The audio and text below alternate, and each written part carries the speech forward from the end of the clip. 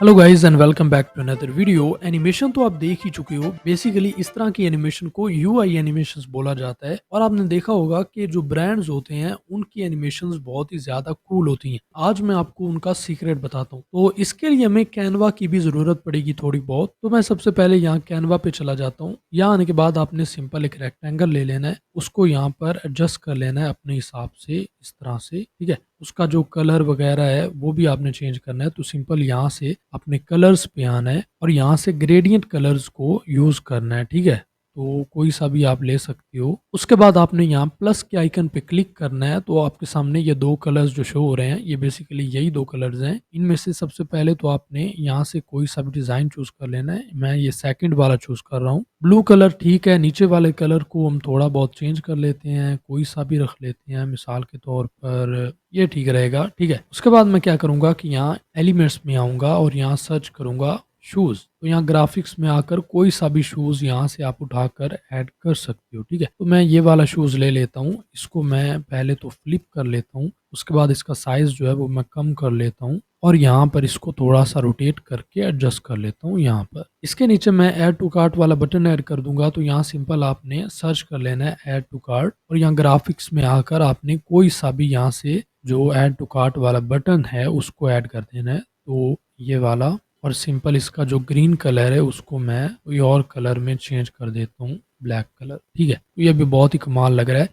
इसको आपने थोड़ा सा जो राउंड है इसको थोड़ा सा कम कर लेना है, इसके एजेस को इस तरह से, ठीक है। उसके बाद मैं इसको भी थोड़ा सा यहाँ कर लेता हूँ और सिंपल आपने इसे as a PNG file download कर लेना है, ठीक है। डाउनलोड होने के बाद आपने सीधा चले जाना है चैट जीपीटी। यहाँ आने के बाद वो जो इमेज है उसको आपने सिंपली यहाँ ड्रैग करके अपलोड कर देना है और यहाँ पर ये वाला प्रॉम्प्ट लिख देना है जो कि यहाँ पे मैंने लिखा हुआ है, ठीक है। ये प्रॉम्प्ट लिखने के बाद आपने सिंपल यहाँ पे इंटर कर देना है। थोड़ी देर बाद ये इमेज जनरेट हो जाएगी और मजे की बात ये है कि चैट जीपीटी आपको रोजाना 10 इमेजेस जनरेट करने का ऑप्शन देता है और वो भी बिल्कुल फ्री में। तो आप इजीली जनरेट कर सकते हो। मैंने सिर्फ चैट जीपीटी को इतना बोला है कि ये एक बेसिक सा डिजाइन है, इसको प्रोफेशनल डिजाइन में तब्दील कर दो और ऐसा लगे जैसे कि एप्पल कंपनी ने इसे डिजाइन किया हो, ठीक है। तो देखिए ये डिजाइन हमारे पास बनकर तैयार हो चुका है। हमने एक सिंपल सा डिजाइन दिया था और चैट जीपीटी ने उसे एक प्रोफेशनल डिजाइन बना दिया है। उसके बाद सिंपल आपने यहाँ पर क्लिक करके इसे डाउनलोड कर लेना है, ठीक है। अब मैं सीधा चला जाऊंगा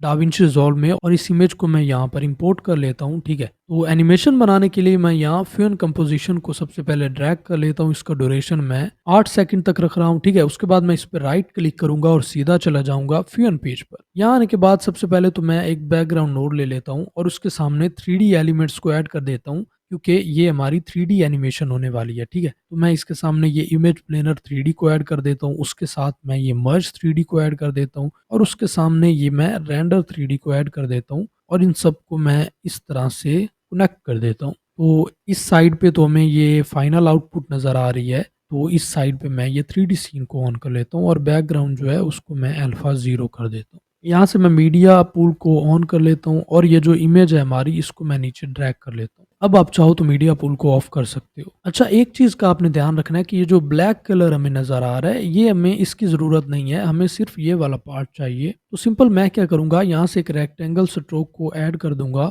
और इसको एडजस्ट कर लूंगा जितना भी हमारा ये कलर वाला पार्ट है। तो इसको मैं ऐसे कर लेता हूँ। कंट्रोल को दबाकर अगर आप माउस के व्हील को आगे मूव करते हो तो आप जूम कर सकते हो, जिससे आपको पता चल जाएगा इजीली कि आप सही से एडजस्ट कर रहे हो या नहीं। यहाँ ऊपर से भी नीचे कर लेते हैं थोड़ा सा। तो ये हमारे पास इमेज आ गई है। अब ये जो कॉर्नर्स हैं इनको थोड़ा सा हमने राउंड करना है।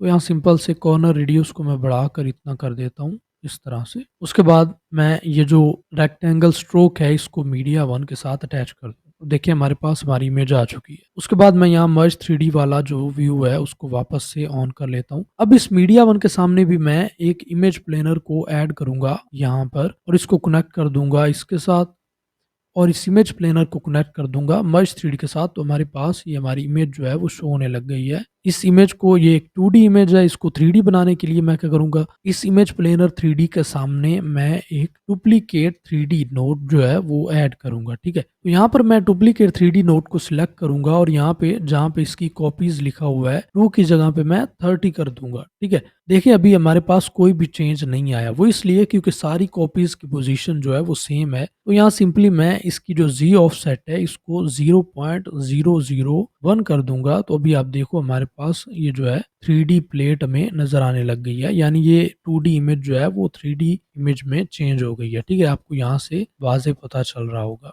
आप चाहो तो इसको बढ़ा सकते हो, यानी यहाँ से सिंपली आपने बढ़ा देनी है, 50 कर देनी है, 100 कर देनी है, वो आपकी अपनी मर्जी है, ठीक है। अच्छा, अब बारी आती है इसको एनिमेट करने की। तो एनिमेट कैसे करना है, सिंपल आपने यहाँ से ये जो मर्ज 3D है इसको सिलेक्ट कर लेना है, पहले फ्रेम पर आ जाना है और ट्रांसफॉर्म में जाकर इसकी सारी वैल्यूज पर की फ्रेम ऐड कर देने हैं। मैं सिंपली यहाँ पर राइट क्लिक करके ये सेकंड वाले ऑप्शन को चूज करूंगा, जिससे ये तीनों पर की फ्रेम लग जाएंगे। इसी तरह यहाँ पर भी कुछ फ्रेम्स आगे आऊंगा, लगभग 70 तक वापस से की फ्रेम ऐड कर दूंगा।